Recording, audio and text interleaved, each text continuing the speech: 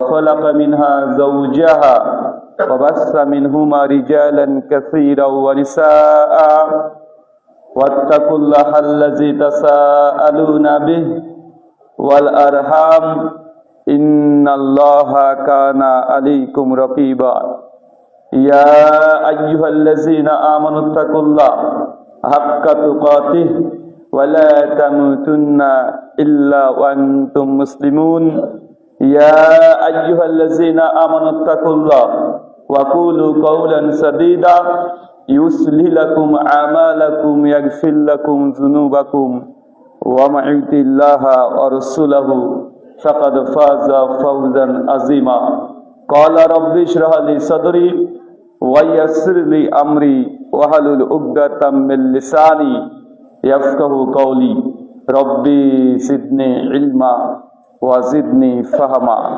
اللهم إني أسألك علما نافعا ورزقا طيبا وأعمالا متقبلا সমস্ত প্রশংসা সেই মহান সত্তা আল্লাহ সুবহানাহু ওয়া তাআলার জন্য, যিনি আমাদের প্রত্যেক জুমার নাই আজকেও এই জুমা মসজিদে এসে খুতবার পূর্বেই সালাত এবং খুতবা শ্রবণের যে তৌফিক দান করেছেন, সেই মহান সত্তা আল্লাহ সুবহানাহু ওয়া তাআলার সংক্ষিপ্ত শুকরিয়া সুজুদ আদায় করি তার নিজেরই সে কোনো ভাষা দিয়ে। সকলে পড়ি আলহামদুলিল্লাহ। সম্মানিত সুধী, আজ জুমার দিন। অন্যান্য দিনের চাইতে এই জুমার দিনের গুরুত্ব, ফজিলত, মাহাত্ম্য, তার মাকাম, তার মর্যাদা অধিক। আল্লাহ সুবহানাহু ওয়া তাআলা তিনি বছরে ৩৬৫টা দিন, ১২ মাস তিনি সৃষ্টি করেছেন। যখন সমগ্র সৃষ্টি জগৎকে রচনা করে সেই সময় থেকে মাসের সংখ্যা ১২টা। আল্লাহ এইভাবে তার সৃষ্টি প্রক্রিয়া তিনি তৈরি করেছেন। সূরা তাওবা আয়াত নম্বর ৩৬। কিন্তু আল্লাহ সুবহানাহু ওয়া তাআলা কোনো সময় কখনো কোনো মাসকে কোনো মাসের চাইতে গুরুত্ব আরোপ করেছেন, কোনো দিনকে তিনি অন্য দিনের চাইতে গুরুত্ব আরোপ করেছেন। যেমন ১২ মাসের মধ্যে আল্লাহ সুবহানাহু ওয়া তাআলা ৪টে মাসকে তিনি হারাম মাস করেছেন, সম্মানিত। আবার কখনো কোনো দিনকে অন্য দিনের চাইতে তিনি মর্যাদা দিয়েছেন। আমরা জানি যেমন লাইলাতুল কদর এর গুরুত্বের, মাহাত্ম্যের, ফজিলত অনেক বেশি অন্যান্য দিনের চাইতে। যদিও হচ্ছে সমস্ত দিন আল্লাহ তৈরি করেছেন, আল্লাহ সৃষ্টি করেছেন, তবে তিনি মর্যাদার দিক থেকে কিছু সময় তিনি ভূষিত করেছেন অন্যান্য দিনগুলোকে। তদ্রূপ একইভাবে সপ্তাহে 7টা দিন, এই 7 দিনের মধ্যে জুমার দিনের গুরুত্ব অপরিসীম। মিশকাত আল মাসাবি হাদিস নম্বর 1368 কিতাব জুমাতে আসছে, আল্লাহ নবী বলছেন জুমার দিন সেই দিন যেই দিনে নবী আদম আলাইহিস সালামকে আল্লাহ সৃষ্টি করেছিলেন। জুমার দিন হচ্ছে সেই দিন যেদিন আদম আলাইহিস সালামকে আল্লাহ সুবহানাহু ওয়া তাআলা জান্নাতে প্রবেশ করেছিলেন। জুমার দিন সেই দিন যে দিনে নবী আদমকে আল্লাহ সুবহানাহু ওয়া তাআলা দুনিয়াতে প্রেরণ করেছিলেন। মিশকাত আল মাসাবি হাদিস নম্বর 1369 আল্লাহ নবী বলছেন জুমার দিন আসমানে যত ফেরেশতা মণ্ডলী, মালায়েকা আছে, সমস্ত মালায়েকা ফেরেশতারা তারা ভীত সন্ত্রস্ত থাকে। কারণ তাদেরকে এতটুকু জ্ঞান দেওয়া হয়েছে যে জুমার দিন আল্লাহ সুবহানাহু ওয়া তাআলা গোটা সৃষ্টি জগৎকে তিনি ধ্বংস করে দিবেন, মহাপ্রলয় ঘটাবেন, কিয়ামত সেই দিনই সংগঠিত করবেন। এর জন্যই জুমার দিন আসলে ফেরেশতা মণ্ডলী ব্যস্ত হয়ে যায়। আজকেই নয়তো সেই দিন, এই যে তারা সর্বদা তাসবিহ, তাহলিল, জিকির আজকারে মগ্ন হয়ে থাকে। জুমার দিন হচ্ছে সেই দিন। সে বুখারী হাদিস নম্বর 930 কিতাব জুমাতে আসছে। আল্লাহ বলছেন যে আসমান থেকে বেশ কিছু ফেরেশতা মণ্ডলীকে আল্লাহ সুবহানাহু ওয়া তাআলা এই দিনে প্রেরণ করেন। দুনিয়ার যতগুলো জুমা মসজিদ আছে সব মসজিদে ফেরেশতারা প্রত্যেকে মানুষের আমল নামা নিয়ে মসজিদের দ্বারে দ্বারে প্রত্যেক দরজাতে তারা অপেক্ষমান থাকে, তারা অপেক্ষা করে আপনার জন্য। কে সেই ব্যক্তি যে জুমার দিন প্রথম একদম পূর্ণ ঈমান ইখলাস ভর্তি করে মসজিদে আসে জুমার সালাতের জন্য, ফেরেশতা মণ্ডল অপেক্ষা করে, কেন তাদেরকে এই অর্ডার আল্লাহ দিয়ে দিয়েছেন, জুমার দিন যে ব্যক্তি প্রথম মসজিদে উপস্থিত হবেন খালেস নিয়াতে, বিশুদ্ধ নিয়াত, সে জুমার সালাতের নিয়াতে এসেছে, তার মন উদ্বিগ্ন ছিল মসজিদের জন্য। আল্লাহ নবী বলছেন, ও যদি প্রথম মসজিদে উপস্থিত হয়, আল্লাহ সুবহানাহু ওয়া তাআলা একটা লাল উট কুরবানি করলে যে নেকি হয়, সেই বান্দার, সেই ব্যক্তির আমল নামায় সেই নেকি আল্লাহ লিপিবদ্ধ করে দেবেন। তবে জুমার দিনে আল্লাহ সুবহানাহু ওয়া তাআলা আমাদেরকে সুযোগ দিয়েছে, বছরে তো আমরা একটা কুরবানি করার সৌভাগ্য হয়, তারপরে কত দ্বিমত, কত মতভেদ, কত মত পার্থক্য, 7 ভাগা দেব কি দেব না, গরু দেব না ছাগল দেব, গরুর বৈশিষ্ট্য কেমন হবে, দাঁত ওঠা আছে না নাই, অনেক রকমের কারুকার্য করার পরে আমরা একটা কুরবানি দিতে সামর্থ্যবান হয়। কিন্তু আল্লাহ সুবহানাহু ওয়া তাআলা এই উম্মতে মুহাম্মাদীকে এতই দয়া করেছেন যে কেউ যদি শুধুমাত্র জুমার দিন তার ইখলাস ভর্তি করে মসজিদে আসে, তাহলে সেই ব্যক্তিও প্রত্যেক সপ্তাহে একটা করে উট কুরবানি করে যে নেকি, সে নেকি সে পেয়ে যেতে পারে। জুমার দিন সে বান্দার চেষ্টা করেছিল, প্রথম হতে পারেনি। নবী বলছেন, সে যদি দ্বিতীয় ব্যক্তি হয়, দ্বিতীয় স্থানে এসেছে, তার জন্য একটা গরু, তৃতীয় ছাগল, এভাবে তিনি বলতে থাকলেন, ততক্ষণ পর্যন্ত নেকি লিপিবদ্ধ করা হবে যতক্ষণ খতিব এই মিম্বারে উঠে খুতবা শুধু না করছে। তার মানে আজকেও আমরা আলহামদুলিল্লাহ কেউ না কেউ আমরা এই ফজিলতের অন্তর্ভুক্ত হয়েছি। আল্লাহ সুবহানাহু ওয়া তাআলা আমাদেরকে প্রত্যেকের ইবাদত, আমলে সালেহ করার এবং আমল করার তৌফিক দান করো, আমিন। সম্মানিত সুধী, জুমার দিন সেই দিন, সহিহ বুখারী হাদিস নাম্বার 928, আল্লাহ নবী বলছেন, কেউ যদি বাড়ি থেকে সুন্দর করে গোসল করেছে, সামর্থ্য অনুযায়ী পোশাক পরিধান করেছে, সামর্থ্য অনুযায়ী সেন্ট, আতর, গোলাপ, সুগন্ধি মেখে মসজিদে পায়ে হেঁটে হেঁটে এসেছে, আসার সময় মসজিদে এসে 2 রাকাত সালাত আদায় করে তাসবিহ, তাহলিল, জিকির, আজকার এগুলো মশগুল হয়ে গেছে। মাঝখানে কোনো অতিরিক্ত কথা বলেনি, মাঝখানে খেল তামাশা মাত্র হয় নাই। ইমাম সাহেব যখন খুতবা দিয়েছে, মনোযোগ দিয়ে সে খুতবা শ্রবণ করেছে, ইমাম সাহেবের সঙ্গে সালাত শেষ করেছে। আল্লাহ নবী বলছেন, ওই ব্যক্তির আমলনামাতে আজকের জুমা থেকে আগামী জুমা এই 7টা দিন যতগুলো গুনাহ সাগীরা ছোট ছোট মানুষ পাপ করবে, এই পাপগুলোকে আল্লাহ ক্ষমা করে দিবেন। মানে এখনো পাপ করেননি, মানে যদি আপনার পাপ ঘটে যায়, আর আমরা মুসলমান বানি আদম, আমাদের দ্বারা ভুল ত্রুটি বিচ্যুতি, অন্যায়, অত্যাচার, জুলুম, নির্যাতন এগুলো স্বাভাবিক ঘটে যায়। কুল্লু বানি আদম খাত্তাউন, প্রত্যেক আদম সন্তানের দ্বারাই ত্রুটি বিচ্যুতি কথা হবেই। তাই আল্লাহ সুবহানাহু ওয়া তাআলা জুমার দিনকে একটা মাধ্যম বানিয়ে দিয়েছে, অন্ততপক্ষে 1 সপ্তাহের জন্য আপনার গুনাহ সাগীরা, ছোট ছোট পাপ ক্ষমা করার ব্যবস্থা আছে জুমার দিন।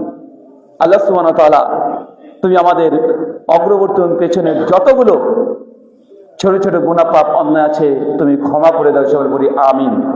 সম্মানিত সুধী, আজকে যে বিষয়ে গুরুত্বপূর্ণ আলোচনা করব, আলোচ্য বিষয় মুসলিম উম্মার অনেক কারণ। আমরা কেন মুসলিম উম্মার এত দলে দলে ভাগ হয়ে যাচ্ছি? যত দিন যায় তত আমরা দল বেশি তৈরি হয়।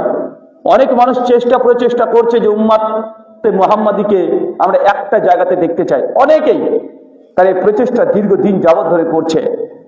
দিন শেষে আমরা দেখছি যারাই চেষ্টা করছে তাদের মধ্যে একটা দল তৈরি হয়ে যাচ্ছে, তারা একটা দল হিসাবে সমাজের সামনে উপস্থাপিত হচ্ছে, বলছে আমরা কোনো দলে নেই, আমরা দল করতে চাই না, আমরা ভাগ করতে চাই না, আমরা সবাই এক থাকতে চাই। কিন্তু যারা এই আন্দোলন করছে তাদের মধ্যে দিন শেষে 1 বছর, 2 বছর, 4 বছর পর তারা একটা দল হিসেবে ঘোষিত হয়ে যাচ্ছে। তার মানে আমরা এক তো দূরের কথা, আমরা দ্বিখণ্ডিত, ত্রিখণ্ডিত, এই করতে করতে আমরা হাজার হাজার দলে বিভক্ত হয়ে গেছি। কেন এই বিভক্তি? কেন এত দল? কেন মুসলিম উম্মার মধ্যে এত অনৈক্য, মতভেদ, ইখতিলাফ কেন হয়ে যাচ্ছি? আমরা আলোচনা করি জুমার মসজিদ থেকে, ওয়াজ মাহফিলে, বইপত্র আমরা লেখালেখি করি, প্রবন্ধ আমরা লিখছি যে মুসলিম উম্মার ঐক্যের পথ এবং পন্থা। আমি মনে করি এই আলোচনাটা যথার্থ হচ্ছে না। আসলে মুসলিম উম্মার ঐক্য নিয়ে আলোচনা করলে ঐক্য করা খুব কঠিন, কারণ কেউ তার পজিশন ছেড়ে দিতে চায় না, কেউ চায় না, সবাই নিজের দিকে স্টিল একদম অকাট্যভাবে দাঁড়িয়ে আছে। আমি আমার 1 ইঞ্চি ছাড়তে রাজি নই, যদি কেউ আমার সঙ্গে ঐক্য করতে আসে সে স্যাক্রিফাইস করুক, আমি করব না। আমি আমার জায়গায় অনড়। মানুষের মধ্যে এই চিন্তা চেতন প্রত্যেকটা দলের মধ্যে আমাদের আছে। আমি বুঝি উল্টো দিক থেকে, যে মুসলিম উম্মাহ যেহেতু দলে দলে ভাগ হয়ে গেছে, তাই এটা ঐক্য করার জন্য ঐক্যের পন্থা নিয়ে আলোচনা করলে যথার্থ হবে না। বরং মুসলিম উম্মাহর মধ্যে ঐক্য নেই কেন, অনৈক্য কেন, দল তৈরি হচ্ছে কেন, সমস্যা কোথায়, কেন আমরা এক জায়গাতে থাকতে পারছি না, কেন এত দল তৈরি হয়ে যাচ্ছে, কারণ বের করতে হবে। মানুষ যখন অসুস্থ হয় ডাক্তারের কাছে যায়, ডাক্তার দেখবেন মানুষের সে রোগ কি হয়েছে এটা আগে বের করার চেষ্টা করে, যে তার সমস্যা কি, তার রোগ কোনটা। তার রোগ তো হাজার হতে পারে, সবগুলাতে কাজ করা সম্ভব নয়, কিন্তু যেটা হয়েছে সে রোগটাকে আগে ধরার চেষ্টা করে। ডক্টর যদি রোগ ধরতে নাই পারে আর তার ফার্মেসির যদি সমস্ত ঔষধ খাওয়াই দেয়, সব ঔষধ খাওয়াই দিয়েছে, তারপর রোগীকে সুস্থ করা খুব কঠিন, পারবে না, অসম্ভব। কিন্তু ডক্টর যদি বুঝতে পারে আর এর তো গ্যাস্ট্রিকের প্রবলেম, বা এর তো জ্বর হয়েছে, একটা নাপা ট্যাবলেট দিলে ভালো হয়ে যায় 2-1 টাকা দামের, কিন্তু যে রোগ যদি ধরতে না পারে, গোটা ফার্মেসির যত ঔষধ, লাখ টাকা ঔষধ খাওয়ালেও রোগীকে সুস্থ করা কঠিন, খুবই কঠিন। তাই মুসলিম উম্মার সমস্যা কোথায়, প্রবলেম কোথায়, দল কেন তৈরি হচ্ছে, এই কারণ আগে বের করতে হবে। যদি আমরা কারণ বের করতে পারি, ইনশাআল্লাহ আমরা বিশ্বাসী সমস্ত উম্মাতে এক না হলেও অন্ততপক্ষে আপনি বেঁচে যাবেন। চলেন আমি ধারাবাহিক পর্যায়ে কয়েকটা কারণ আপনার সঙ্গে উল্লেখ করব, যেগুলো দিয়ে আমরা বুঝতে পারি যে উম্মার মধ্যে মতভেদ হচ্ছে। প্রথম, মনে রাখবেন, মতভেদ উম্মাতের, ওলামাদের মতভেদ কে অনেকেই দায়ী করে যে আপনারা হুজুরাই তো ঠিক নেই, এক হুজুর এক কথা বলেন, তার এক হুজুর আর এক কথা বলেন, এক হুজুর বলছেন জায়েজ, আর এক হুজুর বলছে না জায়েজ, একজন বলছে না করতে হবে, একজন বলছে বেদাত, আপনি বলছেন এটা জায়েজ, আর একজন বলছে শিরক। তো আপনার উম্মাতের মধ্যে ওলামা সমাজ যারা আছে তাদের মধ্যে তো ঠিক নেই, তারাই যদি ঠিক হয়ে যেত তাহলে উম্মতের মধ্যে এতগুলো দল তৈরি হতো না। শোনেন, এটা চূড়ান্ত বাস্তবতা নয়। উম্মার ওলামাদের অনেকই মতভেদ অনেকর কারণ নয়, হাজার হাজার লাখ লাখ মাসালাতে উম্মতের আলেমরা তারা একমত, কেউ দ্বিমত করেনি যে মুসলমান মানেই আপনাকে 5 ওয়াক্ত সালাত আদায় করতে হবে, কেউ দ্বিমত করেনি। তারপরে সমাজে কতগুলো মুসল্লি পাওয়া যায়, কেউ তো দ্বিমত করেনি। উম্মতের সমস্ত ওলামার একমত, বাবা যদি মৃত্যুবরণ করে বাবার এই সম্পত্তির হকদার হচ্ছে তার মেয়েরাও আছে, ছেলে যেমন হকদার মেয়েরাও তেমনই হকদার। সূরা নিসার 11 থেকে 22 নম্বর আয়াত। কতজন আমাদের গার্জিয়ানরা আছে, অভিভাবক আছে, ভাই আছে, যে বোনের সম্পত্তি আমরা ঠিকঠাক ভাবে বুঝিয়ে দিয়েছি না। উম্মতের সমস্ত ওলামারা একমত, একজন মুসলিম, আপনি মুসলিম মানে আপনাকে দাড়ি রাখতে হবে, কতটুকু রাখবেন এটা নিয়ে মতভেদ আছে, কিন্তু আপনি দাড়ি রাখবেন এটা নিয়ে কোনো মতভেদ নেই, কোনো মতনৈক্য নেই। আমরা কতজন মুসলিম উম্মাহ আছি, কতজন আছি যে আমরা এই যেগুলো বাধ্যতামূলক, কার মধ্যে কোনো দ্বিমত নেই, আমরা সেগুলোতে আমল করি। তার মানে বোঝা যাচ্ছে যে মুসলিম উম্মার মধ্যে ওলামাদের মতভেদ কখন অনেকর কারণ হতে পারে না। এটা জাস্ট আমাদেরকে শয়তান অসুসা দিয়ে আলেম সমাজ থেকে বিমুখ করার জন্য তাদেরকে একটা টার্গেট বানিয়ে দেওয়া হয়েছে, যে তোমাদেরকে টার্গেট করে দাও, যারা দায়িত্বশীল তাদের দায়িত্ব লঙ্ঘনের কারণে বা তাদের দায়িত্বের ত্রুটির কারণে উম্মতের মধ্যে বিভাজন হচ্ছে, মানে শয়তান এই দিকে আমাদেরকে ঘুরে দেওয়ার চেষ্টা করে। মুসলিম উম্মার মতভেদের মৌলিক কারণ এক, বোধের বিপন্নতা। বোধ মানে আমি এক হাদিস পড়ে এক বুঝলাম, আপনি আর এক বুঝলেন। আমি আমার বুঝটাকে মনে করছি এটাই চূড়ান্ত, এটাই ঠিক, এর বিপরীতটা ঠিক নয়, অসম্ভব। এই জন্য দলে দলে ভাগ হয়ে যায় বেশি। একটা ছোট্ট প্রশ্ন করে বুঝতে পারবেন। দেখেন, আমাদের সমাজে প্রথমত যে দলগুলো ভাগ হচ্ছে আকীদা, মানে আকীদা নিয়ে। বাংলাদেশে অনেক মুসলিম আছে দেখবেন নবীকে নূরের তৈরি এটা বিশ্বাস করে, আবার অনেকে আছে তার নূরের তৈরি বিশ্বাস করে না। যারা নূরের তৈরি বিশ্বাস করে তারা কোরআনুল কারীম থেকে তারা দলিল দেওয়ার চেষ্টা করে যে নবী হচ্ছে নূরের তৈরি। সূরা মাইদা 5 আয়াত নম্বর 15, কদ জাআকুম মিনাল্লাহি নূরু ওয়া কিতাবুন মুবিন। আল্লাহ কোরআনে স্বয়ং বলছে যে আমি তোমাদের মধ্যে প্রেরণ করেছি একটা নূর এবং একটা কিতাব। এখন সাধারণ জ্ঞান দিয়ে আমরা যারা আলেম আছে আমরা পড়াশোনা করছি, আর আল্লাহ বলছেন আমি তোমাদের মধ্যে প্রেরণ করেছি একটা কোরআনুল কারীম কিতাব। আচ্ছা ঠিক আছে, কিতাব মানে আল্লাহর কোরআন, এবং নূর প্রেরণ করেছি। এই নূর বলতে কাকে বোঝায়? এখন যতগুলো তাফসীর আমরা ঘাটাঘাটি করি, তাফসীর তাবারি হোক, তাফসিরে কুরতুবী হোক, তাফসিরে ইবনে কাসির হোক, তাফসিরে বাইজাবি হোক, কাশফ হোক, যাই খোলেন আপনি খুললে দেখবেন এখানে দ্বিতীয় যে নূরের কথা বলা হয়েছে, এই নূর ইয়ানি মুহাম্মদুর রাসূলুল্লাহ সাল্লাল্লাহু আলাইহি ওয়াসাল্লামের কথাও মুফাসসিরগণ লিখে গেছেন। একদম আলী স্কলার যারা আছে সালাফরা তারাও লিখে গেছেন। এখন উলামা সমাজ তারা বুঝে নিয়েছে এখানে নূর বলতেই তার নবীজি নূরের তৈরি। একদল উলামারা তারা তাই বুঝে নিয়েছে এবং সেটা প্রচার করছে, এবং এই দিকে তারা কঠোর, এতটাই কঠোর যে এর বিপরীত কেউ বিশ্বাস স্থাপন করে তাকে কাফের ফতোয়া পর্যন্ত আমরা দিয়ে দিচ্ছি। আর এক দল আলেম যারা আছে তারা বুঝতে পারছে জি হ্যাঁ ঠিকই আছে, কোনো প্রবলেম নেই, এই দ্বিতীয় নূর অর্থ মুহাম্মদ সাল্লাল্লাহু আলাইহি ওয়াসাল্লামকে বলা হয়েছে, এটা নিয়ে কোনো সন্দেহ নেই। তবে নবীকে শুধু নূর বলা হয়েছে, কিন্তু তৈরি এই জিনিসটা মুফাসসিরগণ বলেনি, কোরআন মাজিদেও নাই। বিধায় আমরা নবীকে নূরের তৈরি মানি না। দুটো দল তৈরি হয়ে গেল, দুই পক্ষই যুক্তির তর্কে তারা লড়াই করছে। সেই যুক্তি তর্কের সীমাবদ্ধ নয়, এটা আস্তে আস্তে আস্তে আস্তে দুটো দলের মূল স্ট্রিম আকীদাতান একটা সাইনবোর্ড হয়ে গেল যে না, যারা নবীজিকে নূরের তৈরি বিশ্বাস করে না তারা কাফের, তাদের সঙ্গে আমাদের কোনো সম্পর্ক নেই, তাদের পেছনে নামাজ পড়া জায়েজ নয়, তাদেরকে সালাম দেওয়া জায়েজ নয়, তাদের মেয়ের সঙ্গে বিয়ে দেওয়া জায়েজ নয়। হাজার রকমের ফতোয়া ফরায়েজ তখন আমরা শুরু করে দিলাম।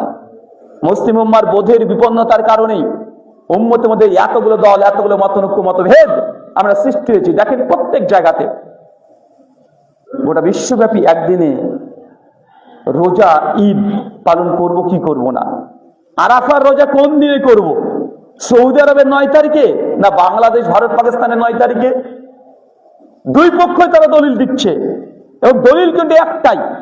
এই পক্ষ যে দলিল ব্যবহার করছে ওই পক্ষ একই দলিল ব্যবহার করছে, মানে দলিল একটা কিন্তু বুঝ দুই রকমের। আরাফার সিয়াম কোন দিনে রাখবো, সৌদি আরবের তারিখে না বাংলাদেশের তারিখে? একদল বুঝছেন দেখেন তারিখ তো একটাই হয় আল্লাহর দৃষ্টিকোণ থেকে, তারিখ তো একটাই। তো সৌদি আরব থেকে যেহেতু 4 আগে দেখা যায়, তো 9 তারিখ ওটাই। আর ভারত বাংলাদেশ পাকিস্তানে তারিখ অন্তত একটা কম হয়, মানে আমাদের এখানে 8 তারিখ, মানে ওখানকার 9 তারিখ।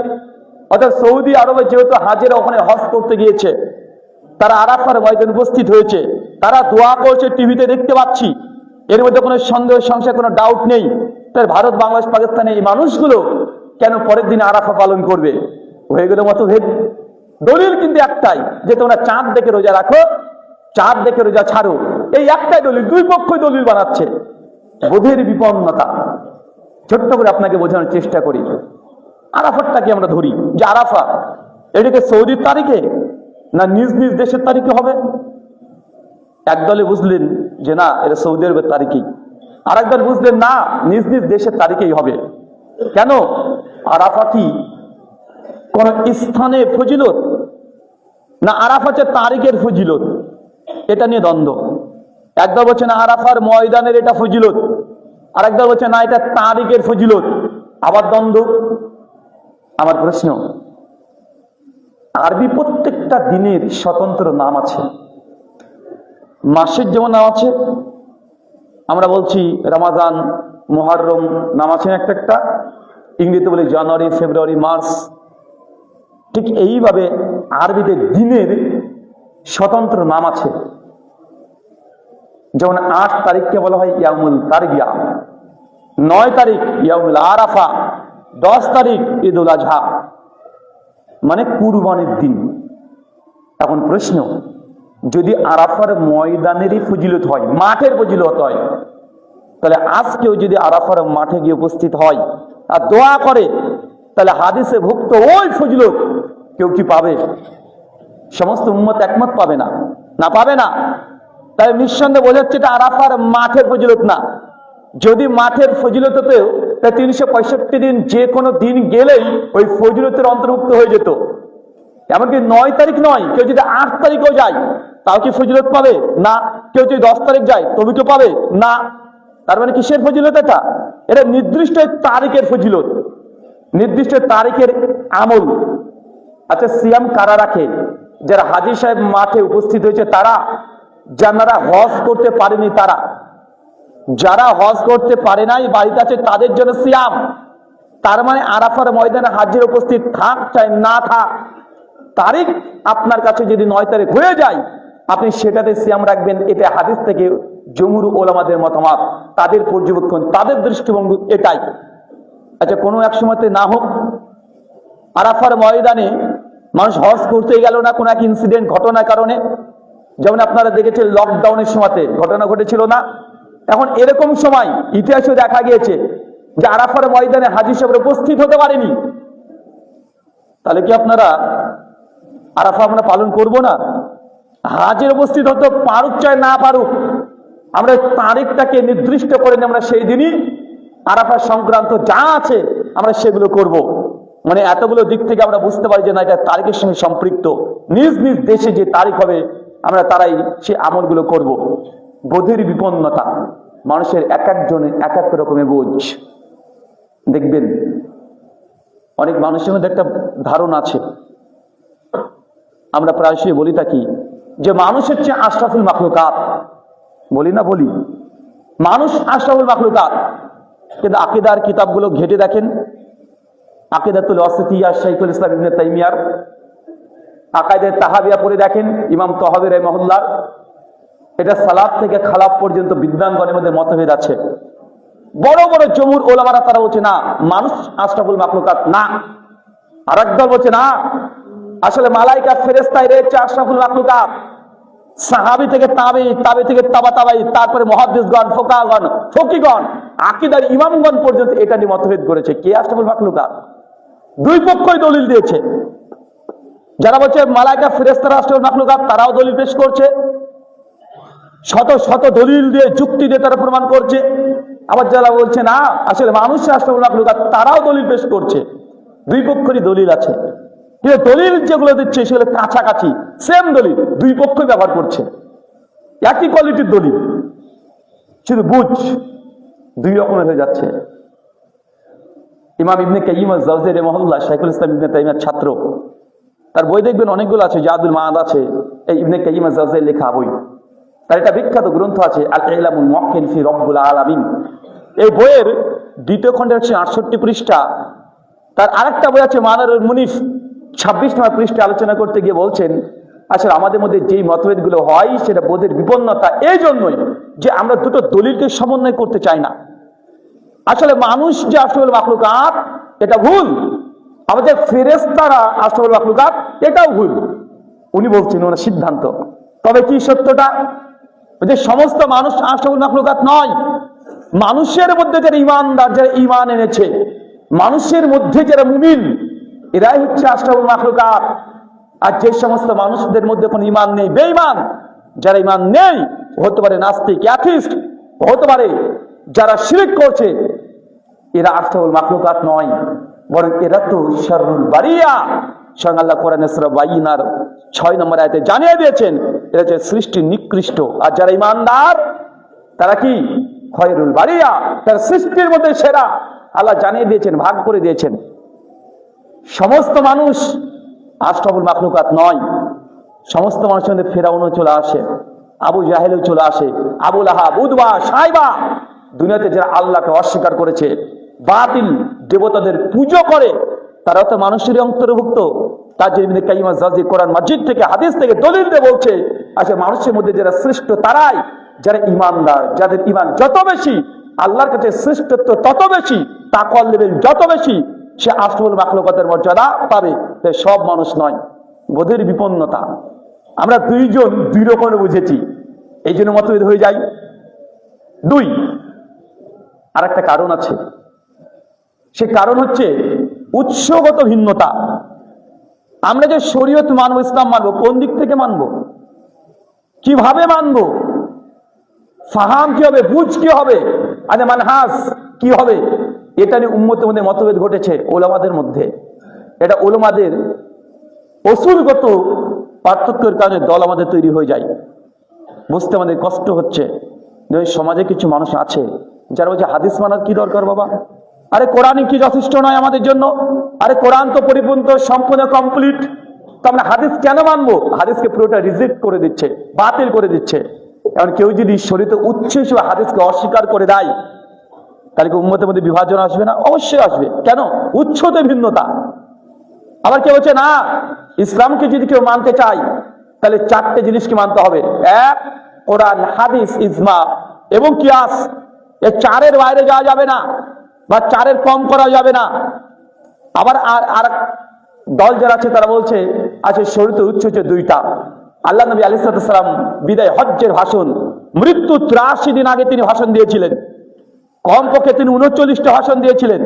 শুধু বিদায় হজ্জের 10 তারিখে ভাষণ দিয়েছেন এমনটা নয়, তিনি 8 তারিখ থেকে তিনি ভাষণ দিতে শুরু করেছিলেন, 14 তারিখ পর্যন্ত তিনি ভাষণ দিয়েছেন। কখনো গাদিরে খুমের জায়গাতে তিনি আলোচনা করেছেন, কখনো আরাফার ময়দানে আলোচনা করেছেন, কখনো মক্কা মুকাররমার সামনে আলোচনা করেছেন। কমপক্ষে 39 খানা হাদিস সহিহ সনদে পাওয়া যায়। নবী মৃত্যু 83 দিন আগে তিনি আলোচনা করেছেন। নবী বলে গিয়েছিলেন সেই সময়তে, তারাকতু ফিকুম আমরাইন, আমি তোমাদের মধ্যে দুটো জিনিস ছেড়ে গেলাম। দুটো জিনিস, এক কিতাব আল্লাহ, আল্লাহর কিতাব, ওয়া সুন্নাতে রাসূলিহি, আর আমি নবী আমার সুন্নাত তোমাদের মধ্যে রেখে গেলাম। একদল বলছে না, নবী তোমাদেরকে বিদায় হজ্জের ভাষণে বলে গেছেন যে দুটো জিনিসকে আঁকড়ে ধরো, কখনো তোমরা ভ্রষ্ট হবে না, পথভ্রষ্ট হবে না। আরেক দল বলছে মানে দুটো জিনিসই মানবো, অন্য কিছু মানবো না। তো যদি উৎসই ভিন্নতা হয়, কেউ বলছে একটা, কেউ বলছে দুইটা, কেউ বলছে চারটা, আবার কেউ বলছে শুধু চারটাই সীমাবদ্ধ না। তুমি কোরআন হাদিস ইজমা কিয়াস তো মানবে, তুমি তো আম জনতা, সাধারণ মানুষ, তুমি কোরআনেরই বা কি বুঝো, হাদিসেরই বা কি বুঝো, ইজমারই বা কি বুঝো, আর কিয়াসেরই বা কি বুঝো?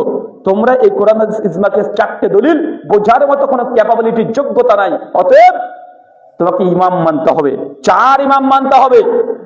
আবার 4 ইমামের পরে বলছে শুধুমাত্র এই 4 ইমাম, এটা তো শরীয়তের ইমাম। শুধু শরীয়ত মানলে কোনো মানুষ জান্নাত যেতে পারে না, বরং তোকে তরিকার পন্থে চলে আসতে হবে। তরিকা আবার 4টে কোয়ালিটি, শরীয়ত, হাকিকত, মারিফত, 4 রকমের।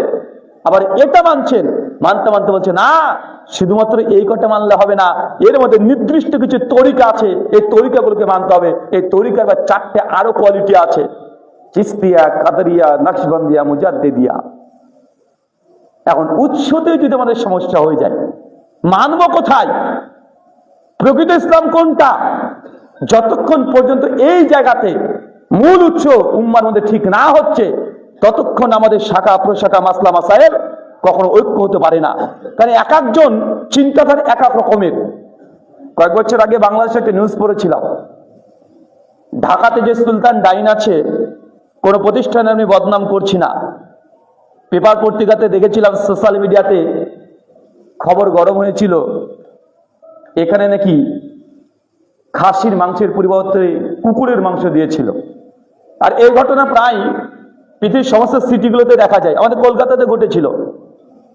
নিউজের পর নিউজ, হোটেলের বদনাম, মানুষ টিভিতে বিতর্ক করছে। তাহলে কি আমরা এই বড় বড় 5 স্টার 3 স্টার হোটেলগুলোকে বর্জন করে দেবো? এক একজনের এক এক রকমের মত, যে না এইসব হোটেলে খাওয়ার দরকার নেই। কখন না জানি খাসির মাংস বলে কুত্তার মাংস খাইয়ে না দেয়, মানুষ টেনশনে পড়ে গেছে। আমি তখন মনে করছিলাম যে তারা এইসব নিয়ে বিতর্ক করছে যে আমরা কি খাসির মাংস বলে কি কুকুরের মাংস খাচ্ছি না? তো মানুষ বলছে রেস্টুরেন্টে খাওয়াটা বন্ধ করে দেন। এটা কি সমাধান? এটা সমাধান নয়, সমাধান নয়। সমাধান যদি করতে হয় উৎসে আমাকে ফিরে যেতে হবে। আরেকটা নিউজের কথা বলি, 2017 সালের নিউজ,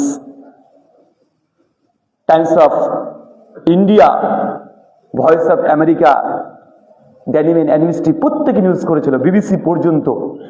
তারা প্রচার করেছে যে জমজমের পানির মধ্যে তারা আর্সেনিক পেয়েছিল। আর্সেনিক! কোন মুমিন মুসলমান এটা বিশ্বাস করতে পারে না, কারণ কোরআন বা হাদিস থেকে এটাই প্রমাণিত। জমজমান মুসলিমদের জন্য এটা পবিত্র খাঁটি পানি, এটা মুসলিমদের জন্য কল্যাণকর পানি। এবারে ব্যাকটেরিয়া, ভাইরাস তো দূরের কথা, এটা পবিত্র আমরা মনে করি, আমাদের আকীদা আর বিশ্বাস। কিন্তু বিবিসি নিউজ করছে, voice of America, Times of India, পৃথিবীর প্রত্যেকটা দেশে তার নিউজকে 6 লাভ করে দিয়েছিল। জমজমের পানির মধ্যে আর্সেনিক পাওয়া গিয়েছে। মুসলিম বিশ্ব অবাক।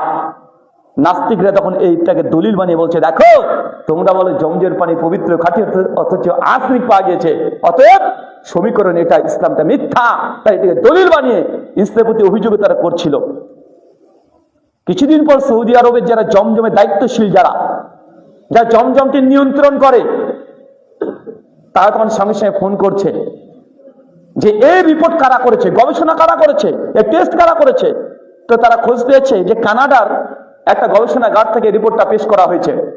সঙ্গে সঙ্গে দ্রুত তারা কানাডাতে যোগাযোগ করে, তাদেরকে প্রশ্ন করে যে আপনারা যে জমজমের পানিতে যে রিপোর্ট করেছেন আপনারা করেছেন? হ্যাঁ। সৌদি আরব থেকে তখন বলা হচ্ছে যে আপনারা যে টেস্ট করেছেন তার রিপোর্ট আমাদেরকে পাঠিয়ে দেন, দ্রুত দেন।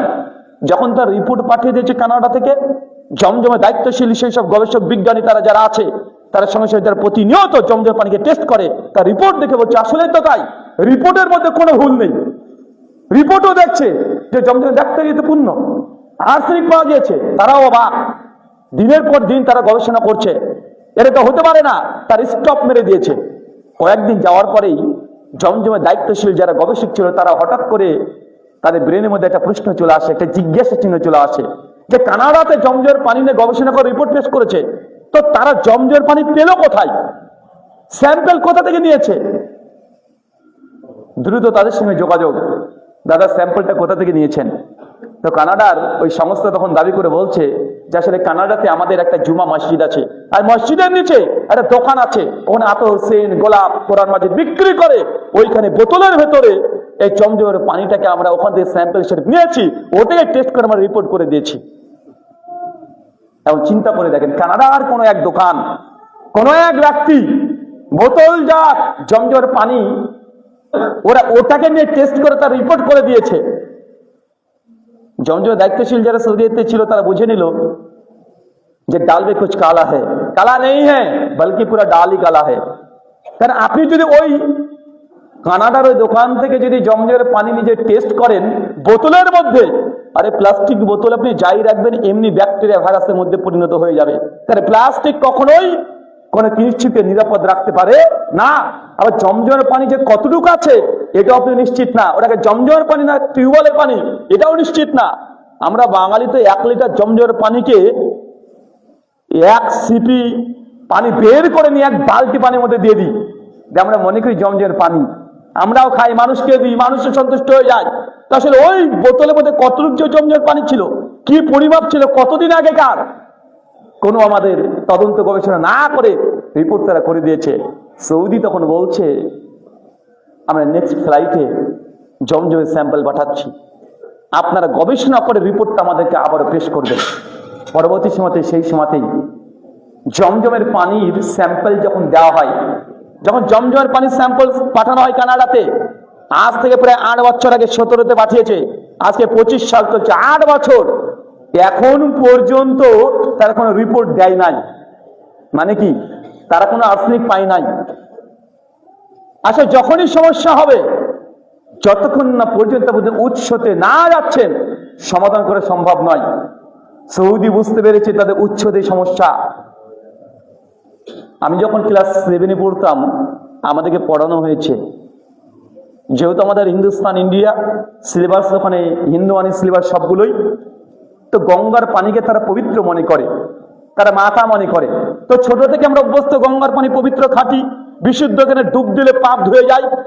তো খুব শখ যে এই গঙ্গার দিন দেখবো। আমি যখন বড় হলাম একদিন প্রোগ্রামের জন্য হুগলি জেলাতে যাচ্ছি, তো যখন একটা ব্রিজ ক্রস করছি দেখছি গাড়ির মধ্যে থাকা কিছু দিদি ভাই যারা আছে তারা কিছু কিছু পয়সা বের করে আর নদীতে ফেলে দেয় আর প্রণাম করে। আমি একজন দিদিকে জিজ্ঞেস করলাম, দিদি কি করছেন এটা? উনি বলছেন, দাদা এটা তো মা গঙ্গা। আচ্ছা গঙ্গা? হ্যাঁ। তখন আমি উদ্বিগ্ন হয়ে গেলাম, না আমি দেখবো। আমি সামনের টপিকে গিয়ে দাঁড়িয়ে গেলাম, নেমে পড়লাম। ব্রিজের নিচ দিয়ে যখন গঙ্গার নিচে এসে দেখছি দাঁড়িয়ে এইভাবে দেখছি গঙ্গার পানি এতই দুর্গন্ধ, এত কালো কুচ্ছিত, এত পদার্থ যে দাঁড়িয়ে থাকা যায় না। আরে মরা লাশ ভাসছে, কুকুর ভাসছে, নোংরা আবর্জনাতে পূর্ণ। আমি অবাক, আরে গঙ্গার পানি এটা বয়ে পড়লাম, এটা পবিত্র খাঁটি, এটা ডুব দিলে নাকি পাপ ধুয়ে যায়।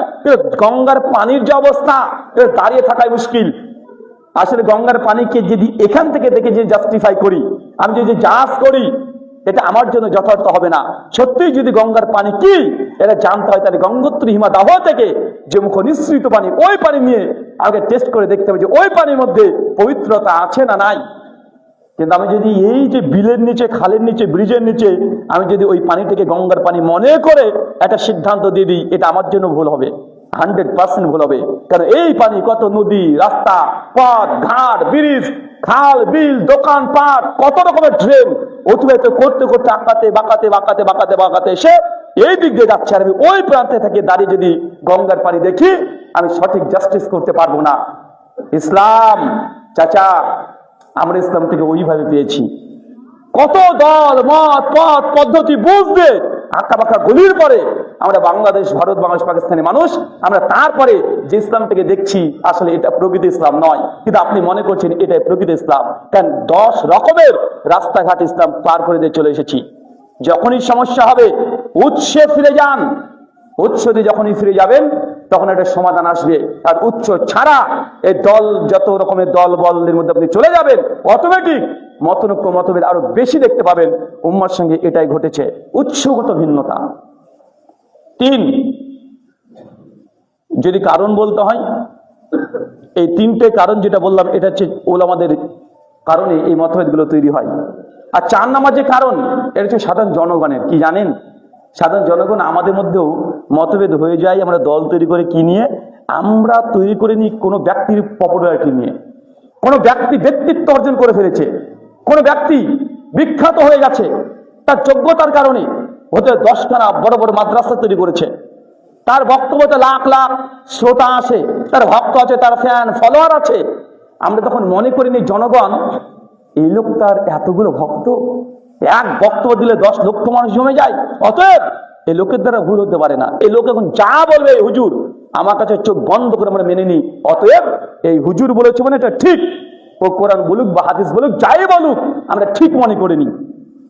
মানুষের জনপ্রিয়তা দেখে, মানুষের ভক্তবিন্দু দেখেই আমরা সেই মানুষটাকে ফাইনাল করে দিই এটাই ঠিক। তখন জনগণ কোরআন সুন্নাহ দেখতে চায় না, মানুষের প্রেমে পড়ে যায়, ইসলামের প্রেমে নয়। দেখবেন, বলবেন আপনি কোন একজন আলিম, বাংলাদেশের সবচেয়ে বড় মুফাসসির, তার যদি কোনো একটা ভুলের সমালোচনা করেন, জনগণ আপনাকে তখন আঙ্গুল তুলে বলবে, তুমি কত বড় হুজুর হয়েছ, তোমার বক্তব্য শুনতে তো 20 জন মানুষ আসে না। তুমি জানো তুমি যে বক্তার তুমি বিরুদ্ধে বলছো এই আলেম, আলোচনা করলে লক্ষাধিক মানুষ হয়, তার লাখ লাখ ফলোয়ার। তোমার কটা ফলোয়ার আছে? তোমাকে কে চেনে? তুমি কোন গলির হুজুর? তখন আপনি তাকে যতই কোরআনের আয়াত দেখান, যতই হাদিস দেখান, আর বলেন দেখেন এই দেখেন কোরআন, এই দেখেন হাদিস, ওই হুজুর যেটা বলেছে ভুল বলেছে, আমি জানি উনি অনেক সম্মানিত আলেম, অনেক জ্ঞান আছে, তবে এই জায়গাতে মিস্টেক হয়ে গেছে। আলেম মেনে নিল, জনগণ মানে না। আলেম সংশোধন হয়ে যেতে পারে, তো জনগণ সেটা মানতে চায় না। কেন? এই যে যোগ্যতা অর্জন করে ফেলেছে, আপনি মনে করছেন সে এখন সত্যের মানদণ্ড হয়ে গেছে। আমরা মনে করি, মনে রাখবেন কখনোই সংখ্যা গরিষ্ঠতাই সত্যের প্রামাণিকতা নয়। নবী নূহ আলাইহিস সালাম 950 বছর দাওয়াত দিয়েছে, রাত দিন দাওয়াত দিয়েছে, রাত দিনকে এক করে ফেলেছে। আমাদের জিন্দগিতে ক বছর বা হায়াত পাই? 60-70 বছর আমাদের হায়াত। নবী নূহ আলাইহিস সালাম 950 বছর দাওয়াত দিয়ে তিনি 100 জনও তার ভক্ত বানাতে পারেনি। তার ফ্যান ফলোয়ার সাবস্ক্রাইবার 100 জন ছিল না। মুফাসসিরগণ বলছেন 33 জন, কেউ 50 জন, 70 জন, সর্বাধিক যদি নি 100 জন। 950 বছর দাওয়াত দিয়ে যদি 100 জন হেদায়েত পায়, তার তো ফ্যান ফলোয়ার ছিল না। এখন আপনি ফ্যান ফলোয়ার দিয়ে যদি মনে করেন সত্যের প্রামাণিকতা মেনে নেন, তাহলে নবী নূহ আলাইহিস সালাম ফেল করেছে আপনার দৃষ্টিভঙ্গি অনুযায়ী, তে হকের পথে ছিল না, এটা মনে করবেন আপনি? আরে না, পৃথিবীর সমস্ত আলেমদেরকে এক জায়গায় নিয়ে আসলেও নবী নূহের নখের যোগ্যতা অর্জন করতে পারবে না। এই সত্যর প্রামাণিকতা এটা নয় যে কার কত ফ্যান ফলোয়ার আছে, কার কত যোগ্যতা আছে, এটা গুরুত্বপূর্ণ নয়। 5, সাধারণ জনগণের সমস্যা কি? একদম নিম্ন লেভেলের যারা আছে, তাদের একটা কাজ কি করে জানেন? অলৌকিক কোনো ক্ষমতাকে তারা সত্যের মানদণ্ড মেনে নেয়। অলৌকিক কোনো ক্ষমতা, অলৌকিক মানে ধরেন আপনাদের এলাকাতে 2 বছর বৃষ্টি হয়নি, আর মসজিদে যিনি খতিব আছেন 2 বছর বৃষ্টি হয়নি, মানুষ এসে বলছে হুজুর 2 বছর তো বৃষ্টি হয়নি, খুব কষ্ট হচ্ছে, খুবই কষ্ট হচ্ছে, একটু আল্লাহ কাছে দোয়া করেন না যেন আল্লাহ বৃষ্টি দিয়ে দেয়। হুজুর তখন করলেন কি, তিনি তো কোরআন হাদিস জানেন, তিনি বলেন আগামী রবিবারে আমরা ঈদের ময়দানে গিয়ে আমরা 2 রাকাত নামাজ পড়বো, আল্লাহর কাছে দোয়া চাইবো। এটা হাদিস দ্বারা প্রমাণিত, সহিহ বুখারী 1010 নম্বর হাদিস। ইস্তিসকার সালাতের জন্য প্রস্তুতি নিয়েছেন, একদম নামাজে দাঁড়িয়ে নামাজরত অবস্থায় হাত তুলে উল্টো করে পোশাক টোশাক উল্টে দোয়া করতে শুরু করে দিয়েছে। মানুষ জনগণ তারা তো বুঝে না, তারা বলছে বাপরে বাপ, হাত তো উল্টো করে, জামা উল্টো করে, চাদর উল্টো করে হুজুর আজকে দোয়া করেছে। আর দোয়া শেষ হতে না হতেই অঝড় ঝড়ে আসমান থেকে আল্লাহ বৃষ্টি দিয়ে দিয়েছে। জনগণ মানুষ তখন মনে করে নাই, বাপরে বাপ দেখেছিস 2 বছর বৃষ্টি হয়নি, হুজুর আজকে আল্লাহ কাছে চেয়েছে, হুজুরের কথা আল্লাহ শোনে, মানে হুজুরের সঙ্গে আল্লাহ একটা কানেকশন আছে। দেখছি কয়েক বছর পরে আর একটা জিনিস ঘটে গেছে, এরকম অলৌকিক জিনিস ঘটে গেছে। মানুষ তখন মনে করে এই হুজুর হচ্ছে সত্যের প্রামাণিকতা। এখন আপনি যদি আসেন আর বলেন দেখেন আপনার হুজুর আলহামদুলিল্লাহ ভালো মানুষ, অনেক বড় একজন আলেম, তবে দেখেন এই মাসালাটা এটা ভুল হয়ে গেছে, এ দেখেন কোরআন, এ দেখেন হাদিস, এখানে আগেকার ওলামাদের ফতোয়া হাজার হাজার ফতোয়া দিয়ে দেন, কোরআনের আয়াত হাদিস দিয়ে দেন। তখন জনগণ আপনারাই ওই আলেমকে সামনে রেখে তখন বলেন যে তুমি কত বড় হুজুর হয়েছো, কত বড় আলেম হয়েছো, কত বড় বাপের বেটা। আমাদের এই হুজুর মসজিদে হুজুর পর পর 2 বছর আকাশ থেকে বৃষ্টি নামিয়েছে, তুমি কত বড় আলেম হয়েছো, বাপের বেটা হয়েছো, আকাশ থেকে বৃষ্টি নামিয়ে দেখাও তারপরে মানবো। মানুষের কাছে অলৌকিক ক্ষমতা, এই অলৌকিক জিনিসগুলো কারামত, এগুলো সত্যের প্রামাণিকতা হয়ে যায়। যেটা সুফিবাদ চলছে এটার ভিত্তিতেই চলে।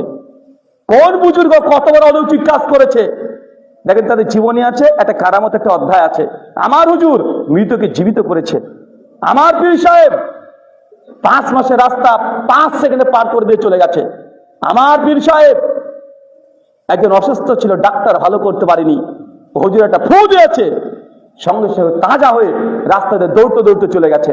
হাজার হাজার অলৌকিক কাজ পেয়ে যাবেন। জনগণ এটাকে মনে করে সত্যের প্রামাণিকতা। মানুষ মূল উৎসে ফিরে আসতে চায় না। দুটো প্রবলেম জনগণের, এক সংখ্যার পেছনে পড়ে যায়, তখন আলেমটাকে সত্যের প্রামাণিকতা মনে করিনি, যাতে কোরআন পেশ করেন মানবে না। 2 অলৌকিক কোন ক্ষমতা, এটাকে মানুষ তখন মনে করেন এটাই ঠিক। 6 নম্বর একটা পয়েন্ট, সে পয়েন্ট হচ্ছে নেতৃত্বের লালসা, নেতাদের পদস্খলন, নেতাদের আমিত্ব, যে আমি নেতা হব, এই ভাবটা সবসময় আমাদের মধ্যে থাকে। যখন এই ভাবটা চলে আসে তখন আরেকজন যদি যোগ্যতা অর্জন করে ফেলে তার সঙ্গে তখনই সংঘর্ষ বেঁধে যায়, তখনই এক দল থেকে ভেঙে আর একটা দল তৈরি হতে বাধ্য হয়ে যায়। আমি একদিন একটা গাড়ি সিএনজিতে করে যাব, এই জন্য গাড়িতে উঠেছি। তো একজন নেতা, মনে রাজনৈতিক নেতা হবে আমাদের ইন্ডিয়াতেই, আমি বসে আছি, উনি টুক করে গাড়িতে উঠে বললেন, উঠে গাড়ির চালক ড্রাইভারকে বলছে এই তাতে চল। তখন ড্রাইভার বলছে যে স্যার আর 2জন কাস্টমার হলেই গাড়িটা ছেড়ে দেবো। উনি তো তোদের পেট আর ভরবে না রে, চল 20 টাকা বেশি দেবে, চল। উনি তখন গাড়িটাকে ছেড়ে দিলেন। মোটামুটি 4-5 কিলোমিটার রাস্তা, 5-6 মিনিটে পৌঁছে গেলাম গন্তব্যে। যখন মানিব্যাগ থেকে টাকা বের করে ড্রাইভারকে দিতে যাচ্ছে, তখন ড্রাইভার তখন ওই ব্যাগ থেকে বলছে স্যার একটা কথা বলবো। জি বল। উনি তখন বলছেন যে আমি 20টা বছর ধরে এই সিএনজি চালিয়ে খাই, 20 বছর ধরে মানুষ আমার কাছে আসে গন্তব্যে যাওয়ার জন্য। মানুষ আমাকে যখন যে ঠিকানা দেয়, যে গন্তব্য বলে, আমি সেই গন্তব্যে মানুষকে পৌঁছে দিই। যদি কোনোদিন যদি কোনো রকম ভুল হয়ে যায় আমার, আমি নিজের তেল খরচ করে তাকে সঠিক গন্তব্যে পৌঁছে দিই, তার কাছ থেকে এক্সট্রা চার্জও নিই না। যদি আপনারা নেতারা এমন হতেন না, তাহলে এই দেশটা কখনোই পরিবর্তন হয়ে যেত। তিনার এই কথা এতই গভীর, নিগুড় তত্ত্ব লুকিয়ে আছে। শুধু এটা রাজনৈতিক নেতার ক্ষেত্রে নয়, এটা ধর্মীয় নেতার ক্ষেত্রে প্রযোজ্য। ওই ব্যক্তির এই কথা, ওই সিএনজি টোটো অটো চালকের কথা, যে তিনি 20 বছর ধরে তিনি গাড়ি চালাচ্ছেন, সিএনজি চালান, মানুষ তাকে যেখানে নিয়ে যেতে পারে সেই গন্তব্যে তিনি পৌঁছে দেন। মানুষ যেতে চায় জান্নাতে, আলেমদের কাছে আসে, জান্নাতে রাস্তা পেতে চায়, জান্নাত যেতে চায়, কিন্তু আমরা এই মানুষদেরকে ভুলভাল পথ দেখিয়ে নিজের স্বার্থ সিদ্ধির জন্য আমরা জান্নাতের পথ বাদ দিয়ে নিজের স্বার্থ দেখতে গিয়ে আমরা মানুষকে জাহান্নামের রাস্তায় ঠেলে দিই। আমাদের মধ্যে এই ভেতরের কাজটাও করে না। যে মানুষটা রিক্সা চালায়, সে জান্নাত যার জন্য কঠোর পরিশ্রম করে, হালাল ইনকাম করে, হারাম থেকে বাঁচার চেষ্টা করে। সকালকার প্রথম যে ইনকাম না, ও আলাদাভাবে পকেটে রেখে দেয়, আলাদা করে রেখে দেয়, কারণ তার কাছে ইসলাম মানে তাকে কেউ বুঝাতে সক্ষম হয়েছে যে প্রথম ইনকাম যদি মাজারে তুমি দিতে পারো, বাবার কবর যদি দিতে পারো, তোমার রিজিকে বারাকা আসবে। তার বিশ্বাস ঠিক না ভুল এটা পরে কথা, তো তাকে এটা শেখানো হয়েছে, যে কোনো ভাবে হোক সে এটাকে বুঝে নিয়েছে, তার আকীদা বানিয়ে নিয়েছে। এই মানুষটা কিন্তু এত কঠোর পরিশ্রম করছে জান্নাতে যাওয়ার জন্য, যে টাকাটা দেয় জান্নাতে দেওয়ার জন্য, কিন্তু আলেম ওলামাদের পদস্খলের কারণে এই মানুষগুলোকে আমরা জাহান্নামে ঠেলে দিচ্ছি। নেতৃত্ব নিজের আমিত্বকে বজায় রাখতে গিয়ে আল্লাহ সুবহানাহু ওয়া তাআলা তুমি বোঝার তৌফিক দান করো, আমিন।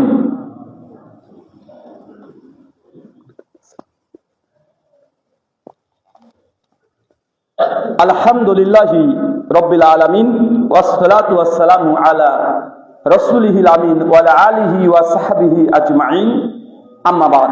সম্মানিত সুধী, যে কথা আপনাদের সামনে আমি বোঝানোর চেষ্টা করছিলাম এতক্ষণ ধরে, যে মুসলিম উম্মার দলে দলে কেন ভাগ হয়ে যায়, সমস্যা কোথায়, প্রবলেম কোথায়, এই 6টা সমস্যার কথা আপনাদেরকে বলেছি।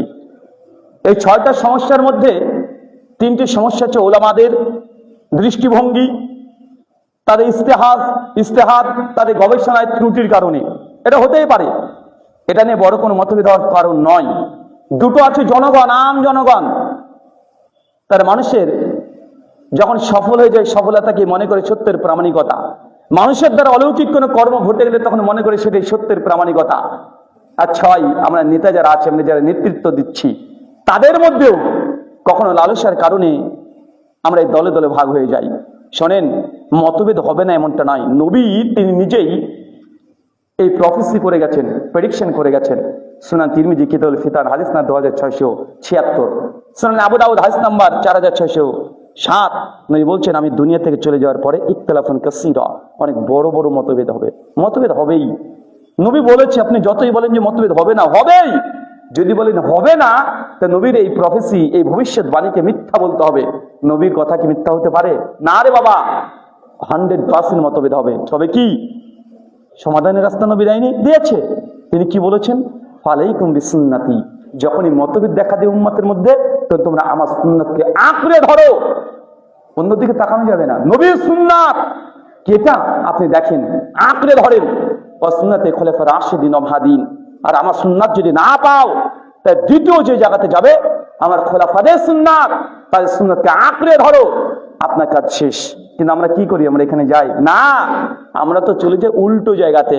আমি যদি বলি কোরআনে আছে, এটা সেই মুসলিমের হাদিস, মুসলিম শরীফের হাদিস, এই কাজটা করা যাবে না, আর আপনি বলছেন আমার হুজুর শরীফ বলেছে এটা যাবে। নবী বললেন সুন্নাতে রাসূলুল্লাহকে ধরো, খোলাফা রাশিদিন সুন্নাত ধরো। আমরা বললাম যে না, আমরা পীর সাহেবের সুন্নাত ধরবো। ধরি না? আমরা অবশ্যই ধরি। আল্লাহ নবী বলছেন আফজালুজ যিকরি লা ইলাহা ইল্লাল্লাহ, সবচেয়ে উত্তম জিকির কালেমে লা ইলাহা ইল্লাল্লাহ। এটা সহিহ মুসলিম, সুনান ইবনে মাজাহ সহিহ হাদিস। আমরা বলছি হাদিস শরীফে আছে। উম্মাহ বলছে যে হুজুর শরীফ আমাদেরকে এটা শিখিয়ে দিয়েছে, এটা হুজুর শরীফের তরিকা, ইল্লাল্লাহ জিকির করতে হবে। আছে না নাই? কথা বলেন। এখন এই ইল্লাল্লাহ জিকিরকে প্রমাণ করার জন্য কত মানে সায়েন্স, কত বিজ্ঞান, কত গ্রামার, কত নাহু, কত সার্ফ, সব জ্ঞানগুলোকে এক জায়গাতে নিয়ে এসে বলছে ইল্লাল্লাহ করা জিকির, এটা জায়েজ। আমি বলছি নবীর সুন্নাত হচ্ছে এইটা, নবী বলছে উত্তম জিকির লা ইলাহা ইল্লাল্লাহ, দলিল। আর আপনি নিয়ে আসছেন ব্যাকরণ, আপনি আপনার বুঝ নিয়ে এসেছেন, আপনি আপনার বোধটাকে কার্যকারী করছেন। এখন জনগণ যদি এই মতভেদ থেকে বাঁচতে চায়, ছোট্ট একটা উদাহরণ দিয়ে আলোচনা শেষ করব। চাচা, আপনার জন্য একটা উদাহরণ দিই। ধরেন একদল আলেম বলছে মুনাজাত করা বেদাত, আছে না নাই? আরেক দল আলেমরা বলছে না না না, এটা জায়েজ, করতে পারি, কোনো সমস্যা নেই।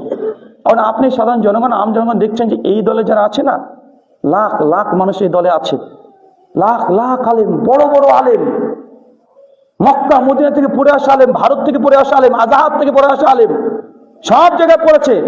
যারা বলছে জায়েজ, আবার যারা বলছে বেদাত, এই দলেও আলেম। এখানে মক্কা মদিনা থেকে পড়ে আসা আলেম, এরা আজাহার বিশ্ববিদ্যালয় থেকে পড়ে এসেছে, পৃথিবীর বিভিন্ন বিশ্ববিদ্যালয় থেকে পিএইচডি ডিগ্রি করে এসেছে।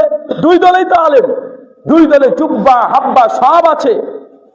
জনগণ আমি আপনি, আমরা কি করব? আমরা বিভ্রান্তির মধ্যে পড়ে যাই। চাচা ধরেন যারা বলছে জায়েজ মুনাজাত, তো জায়েজ কাজ করলে কি হবে? এই যে আপনি মুনাজাত করেছেন বা মিলাদ করেছেন, কিয়াম করেছেন, সবাই তার হালাল রুটি খেয়েছেন, এগুলো করলে জায়েজ মানে নেকি করেছেন। কি করেছেন? নেকি অর্জন করেছেন, মানে নেকি পেয়েছেন, কিছু সওয়াব পেয়েছেন। আর হুজুর এই দলের আলেমের যদি ফতোয়া ঠিক হয়ে যায় তাহলে আপনি বেদাত করেছেন। কুল্লু বিদআতিন দালালা, প্রত্যেক বেদাত হচ্ছে ভ্রষ্টতা, যা শেষ পর্যন্ত জাহান্নাম। এখন আল্লাহ দরবারে কোন হুজুরের ফতোয়া যে ঠিক? কারণ দুজনই কোরআন হাদিস থেকে দলিল দেওয়ার চেষ্টা করেছে। এখন দেখা যাচ্ছে আল্লাহর দরবারে যদি যারা জায়েজের পক্ষে বলেছে, মুনাজাত জায়েজ, মিলাদ জায়েজ, 40 করা জায়েজ, এই দলের আলেমদের ফতোয়া যদি ঠিক হয়ে যায় আল্লাহর দরবারে, তাহলে আপনি কাজ করেছেন, এগুলো করেছেন, কি পেয়েছেন? নেকি পেয়েছেন, সওয়াব পেয়েছেন, লাখ লাখ নেকি আপনি অর্জন করতে পেরেছেন, আলহামদুলিল্লাহ, ভালো। কিন্তু যদি এই দলের আলেমদের ফতোয়া ঠিক হয়ে যায়, যারা বলেছে এটা বেদাত, এটা করলে জাহান্নামে যাবেন, যদি এদের ফতোয়া যদি সত্যি আল্লাহর দরবারে ঠিক হয়ে যায়, তাহলে আপনি এতদিন যে এই কাজগুলো করলেন, মুনাজাত করলেন, মুনাজাত করেছেন, শবে বরাত করেছেন, মিলাদ করেছেন, যদি এই হুজুরের ফতোয়া যদি আল্লাহর দরবারে ঠিক হয়ে যায় তাহলে আপনি বেদাত করেছেন, যার পরিণাম জাহান্নাম। এখন আপনি কোনটা করবেন? কারণ আপনি তো জনগণ, কোরআন হাদিস ঘাটার আপনার সুযোগ নাই, সময় নেই, পরিস্থিতি নেই, আপনি তো বুঝতে পারছেন না। আপনার যে দুটো সিদ্ধান্ত আছে, এক দল বলছে জায়েজ, আরেক দল বলছে বেদাত। জায়েজ করলে নেকি পেয়েছেন, লাখ লাখ নেকি পেয়েছেন, আর যদি বেদাত করেন তাহলে জাহান্নামে চলে যাওয়ার সম্ভাবনা আছে। এখন আপনি জনগণ কোনটা বেছে নেবেন? মনে রাখবেন, ইসলামের নেকি করাটা গুরুত্বপূর্ণ নয়, জাহান্নাম থেকে বাঁচাটা গুরুত্বপূর্ণ। আরে নেকি কত চান? নেকির তো কোনো রাস্তার অভাব নেই, নেকির রাস্তার অভাব নেই। হুজুরদের বিতর্কিত আপনি কেন যাবেন? যে হুজুরা এখনো ফাইনাল সিদ্ধান্ত দিতে পারেন সুন্নাত হবে না বেদাত হবে, আপনি নিরাপদ স্থান দিয়ে চলার চেষ্টা করেন। যদি নেকির আপনার প্রয়োজনই হয় তো এই সন্দেহের মধ্যে গিয়ে নেকি অর্জন করার দরকার নেই। নেকির প্রয়োজন, কোরআন মাজিদ পড়তে শুরু করে দেন। সুনান তিরমিজি ফাজালে কোরআন হাদিস না 2910, আল্লাহ নবী বলছেন, কেউ যদি কোরআন মাজিদে আলিফ লাম মিম 3 হরফ পড়েছে, 3×30 নেকি প্রত্যেক দিন ফজরের পর এক পারা করে কোরআন পড়েন। নেকি কত দরকার? এত পরিমাণে নেকি আপনি পেয়ে যাবেন, আপনার ক্যালকুলেটর গণনা করে শেষ করতে পারবে না কত নেকি দরকার।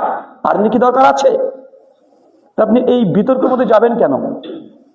এই সন্দেহের মধ্যে প্রবেশ করবেন কেন? সন্দেহের মধ্যে তো প্রবেশ করার প্রয়োজন নেই, নেকি দরকার। নবী বলছেন, কেউ যদি ওযুর পরে শুধু এই কালেমা শাহাদাত পাঠ করে নাই, আশহাদু আল্লা ইলাহা ইল্লাল্লাহু ওয়াহদাহু লা শারীকা লাহু, এই কালেমা শাহাদাত কেউ যদি পাঠ করে, আল্লাহর নবী বলছেন ওই ব্যক্তির জন্য জান্নাতের 8টা দরজা আল্লাহ খুলে দিবেন। বান্দা, যে দরজা দিয়ে মন চায় সেই দরজা দিয়ে প্রবেশ করো। আর কত নেকি দরকার আপনার? কত নেকি নেবেন? মুসনাদ আবি আলা হাদিস নাম্বার 8125, নবী বলছেন, কেউ যদি প্রত্যেক দিন মাগরিবের পরে 100 বার আল্লাহু আকবার, 100 বার সুবহানাল্লাহ, 100 বার লা ইলাহা ইল্লাল্লাহ এটা পাঠ করে, নবী বলছেন ওই বান্দার আমলনামায় আসমান থেকে জমিন এমন কোন জায়গা থাকবে না যা আল্লাহ নেকি দিয়ে পূর্ণ করবে না। আর কত নেকি লাগবে আপনার? আপনাকে মিলাদ পড়ে আপনাকে নেকি অর্জন করতে হবে? যেন হুজুরদের মধ্যে সন্দেহ আছে, মুনাজাত করে আপনাকে নেকি অর্জন করতে হবে, যে বেদাত হওয়ার চাঁজ আছে, যে আমলগুলো বললাম এই আমলে কোনো সন্দেহ নেই। দুনিয়ার কোন আলেম মতনৈক্য মতভেদ করেনি চাচা। অতএব সন্দেহের রাস্তা ছেড়ে দিয়ে যেই আলেমদের ফতোয়ার মধ্যে জাহান্নামে যাওয়ার কোনো চান্স নেই অথবা গুনাহের কোনো চান্স নেই, আপনি ওটাকে বেছে নেন। অন্ততপক্ষে আপনি নিরাপদে থাকবেন। রবকে বলতে পারেন, আল্লাহ আমাদের উলামা সমাজ মতভেদ করেছে, কিন্তু আমি চেষ্টা করছি গুনাহ থেকে বাঁচার জন্য, যেন আমার দ্বারা গুনাহ না হয়। হুযায়ফা বিন ইয়ামান, বিখ্যাত সাহাবী, উনি নবীকে ওখানে জায়েজ প্রশ্ন করতেন না। উনি প্রশ্ন করতেন কি, নবী কোনটা নাজায়েজ সেটা বলেন, মানে কোনটা অবৈধ, মানে তিনি বাঁচতে চাইতেন গুনাহ থেকে। নাজায়েজ যেগুলো সেগুলোকে তিনি জানতে চাইতেন। সাহাবীদের এমনটাই ছিল। আল্লাহ সুবহানাহু ওয়া তাআলা এই উম্মাহকে এই কথাগুলো বোঝার তৌফিক দান করে, আমিন। আমাদের মধ্যে অন্তরের যত রকমের বক্রতা অসুস্থতা আছে আল্লাহ সুবহানাহু ওয়া তাআলা, এবং শারীরিক যত অসুস্থতা আছে, তুমি আর শাফি, তুমি সুস্থতা দানকারী, মানে প্রত্যেককে তুমি সুস্থতা দান করো, আমিন। আমাদের মধ্যে যারা বিভিন্ন ত্রুটি বিচ্যুতি ভুল করে মৃত্যুবরণ করেছে, আল্লাহ তুমি আর রহমান, তুমি অসীম করুণাময় পরম দয়ালু। আল্লাহ আমাদের পেছনকার সমস্ত ত্রুটি বিচ্যুতি ভুল পাপ প্রকাশ্যে গোপনে যা করেছি আল্লাহ তুমি ক্ষমা করে দাও, সকলে পড়ি আমিন। আমাদের মধ্যে যারা এখন হালাল উপার্জন করতে পারি না, হালাল উপার্জনের জন্য আমরা ব্যস্ত হয়েছি, আল্লাহ বিভিন্ন রকমের হারাম উপার্জনের মধ্যে প্রবেশ করে যাই, তুমি আর রাজ্জাক, তুমি রিজিক দাতা, তুমি আমাদের হালাল উপার্জনের পথ দিয়ে দাও, সকলে পড়ি আমিন। আমাদের মধ্যে যে ঋণগ্রস্ত আছে আল্লাহ সুবহানাহু ওয়া তাআলা এই ঋণের গজব, ঋণের আযাব থেকে আমাদেরকে তুমি পরিত্রাণ দান করো, আমিন। এই বলে আজকের মতো জুমার খুতবা শেষ করলাম। ওয়ামা আলাইনা ইল্লাল বালাগ। সুবহানাকা আল্লাহুম্মা বিহামদিক ওয়া আশহাদু আল্লা ইলাহা ইল্লা আনতা আস্তাগফিরুকা ওয়া আতুবু ইলাইক। আসসালামু আলাইকুম ওয়া রাহমাতুল্লাহি ওয়া বারাকাতুহু।